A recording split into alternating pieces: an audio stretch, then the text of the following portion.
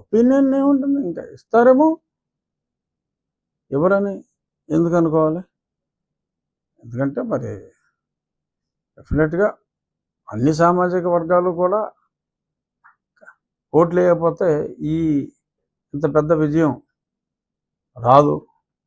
So ఆ ఓట్లు అన్ని అంత పెద్ద విజయం అందటంలో క్షత్రియుల పాత్ర డెఫినెట్గా చాలా ఎక్కువగా ఉంది. నాకు చెప్పాలి అంటే కనీసం క్షత్రియులు సంఖ్యాబలంగా ఓకే కాస్త ఒక 1% అయినప్పటికీ చాలామందిని, ఎందుకంటే సమాజంలో అందరికీ తల్లో నాలుగులో ఉంటారు కాబట్టి చాలామందిని ఇన్ఫ్లుయెన్స్ చేసే కెపాసిటీ ప్రజల్లో గౌరవం ఉన్న, అంటే వేరే కమ్యూనిటీలు గౌరవం లేదని నేను అంటున్నా, ప్రజల్లో వన్ ఆఫ్ ది గౌరవం ఉన్న కమ్యూనిటీస్లో క్షత్రియ కమ్యూనిటీ కూడా ఉంది కాబట్టి ఆశించటం సహజం. ఇంకా టైం ఉంది కాబట్టి ఎవరో ఒక క్షత్రియుడికి, నాకని నేను అంటలా, ఎవరో ఒకరికి ఏదో ఒక పదవి ఇస్తారేమో అని నేనైతే అనుకుంటున్నా. అందరికీ ఒకేసారి ఇవ్వలేకపోవచ్చు. మీరు ఎమ్మెల్యే క్యాంపెయిన్ ఉండగానే మీరు నియోజకవర్గంలో ఒక గ్రామాన్ని మోడల్గా తీసుకుని ముందుకి వెళ్ళే ఉద్దేశంతో వచ్చేస్తారు. ఇది ఆ గ్రామం ఏంటి, ఆ గ్రామంలో ఏం చెప్పడం అంటే కాదు, నేను ఇన్స్పిరేషన్గా తీసుకున్నది ప్రాతల మరక. ఆ గ్రామంలో మరి శివవర్మ గారు ఆ గ్రామాన్ని అభివృద్ధి చేసిన తీరు చూస్తే అసలు నాకు చెప్పాలంటే మెంటలు వచ్చింది. ఇంత అందమైన ఊరు, అంటే ఒక పల్లెటూరు ఎంత అందంగా ఉండాలో ఊహించుకుంటే కూడా అంత అందంగా ఉండదు. ఆ మంచినీటి చెరువే ఒక స్విమ్మింగ్ పూల్లో ఉంది, అంత నీట్గా ఉంది. అదంతా ఆ ఒక్క వ్యక్తి వల్ల సాధ్యమైంది. సో ప్రతి గ్రామంలోనూ ఆయన ఇన్స్పిరేషన్తో ఒక 5గురు శివవర్మల్లాగా ఉంటే ఉండి నియోజకవర్గం మొత్తం కూడా అద్భుతంగా తయారవుతుంది. కానీ అదంతా ఈజీ కాదు, అది ఆయన సొంత డబ్బులతో ఆయన చేశారు. కానీ ప్రతి గ్రామంలోనూ డబ్బులు ఉన్న వాళ్ళు ఉన్నారు, కానీ కాన్సెప్ట్ కానీ హృదయం ఉన్న వాళ్ళు కానీ తక్కువగా ఉన్నారు. బట్ వాళ్ళని మోటివేట్ చేసి ప్రతి గ్రామం కూడా ఆ శివవర్మ గారి ప్రాతలమ్మ గ్రామంలాగా అభివృద్ధి చేయాలి.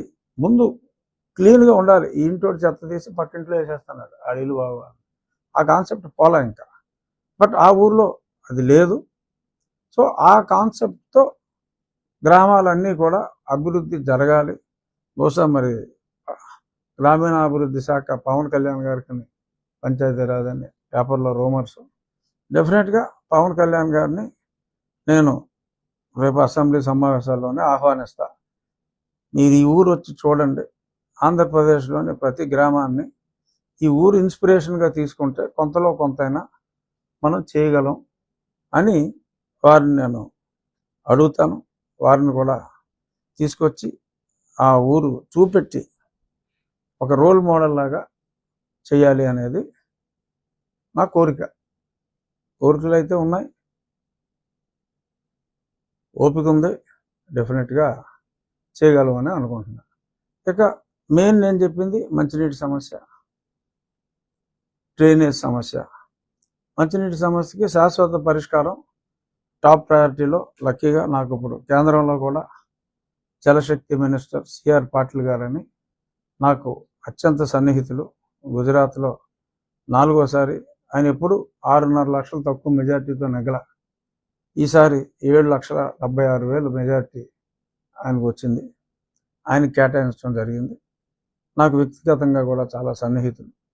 సో ఈ గవర్నమెంట్లో మరి నీటి, అది కూడా బహుశా పవన్ కళ్యాణ్ గారి గ్రామీణాభివృద్ధి నీటి అంటే రూరల్ డెవలప్మెంట్ ఆయన దగ్గర ఉండొచ్చు కాబట్టి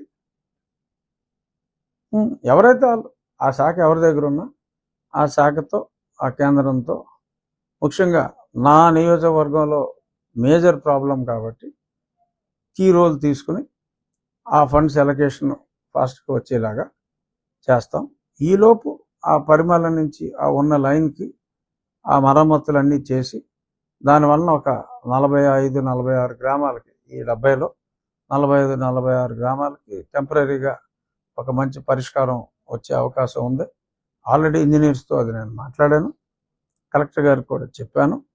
రేపు మా అసెంబ్లీ సమావేశాలు అయ్యాక కలెక్టర్ గారితో మీటింగ్ పెట్టుకుని ఆ పని కూడా ప్రారంభించి తాత్కాలిక ఉపశమనం, దానికి పెట్టిన ఖర్చు రేపు ఆ పర్మనెంట్ దాంట్లో కూడా ఇంటిగ్రేట్ అయ్యేలాగా, వేస్ట్ అవ్వకుండా ఉండేలాగా చేస్తాను. అలాగే ఈ గుర్రపు డెక్క ఈ నివారణకి ఒక డ్రైన్ గురించి మన కలెక్టర్ గారితో మాట్లాడటం జరిగింది. నేను కూడా ఒక ఆలోచన ఏంటంటే ఒక 2-3 బుల్డోజర్లు పర్మనెంట్గా ఇక్కడ ఇచ్చి, ఇప్పుడు కాంట్రాక్టర్లు అంటే దోపిడీ అయిపోతుంది, ఆ ఎవరికైతే అది ఉపయోగపడుతుందో వాళ్ళు డీజిల్ కొట్టించుకునేలాగా ప్రభుత్వం నుంచి సహకారం ఉంటుంది. నేను వెహికల్స్ తెలిసిన వాళ్ళ కంపెనీలో, మా కంపెనీలో ఎక్కడో దగ్గర నుంచి తీసుకొచ్చి ఉంచి ఊర్లో ప్రయారిటీలో ఆ గుర్రపు డెక్కలు తీసేయటం, ఆ డ్రైనేజ్, ఆ పూడికలు తీసేయటం, కేవలం ప్రభుత్వం మీదే ఆధారపడకుండా ప్రభుత్వ సహకారం తీసుకుంటూ వ్యక్తిగతంగా మా సహకారం, ఆ రైతుల సహకారంతో ఇవన్నీ కూడా క్లీనప్ చేసుకోవాలి. కేవలం ప్రభుత్వం మీదే ఆధారపడకూడదు.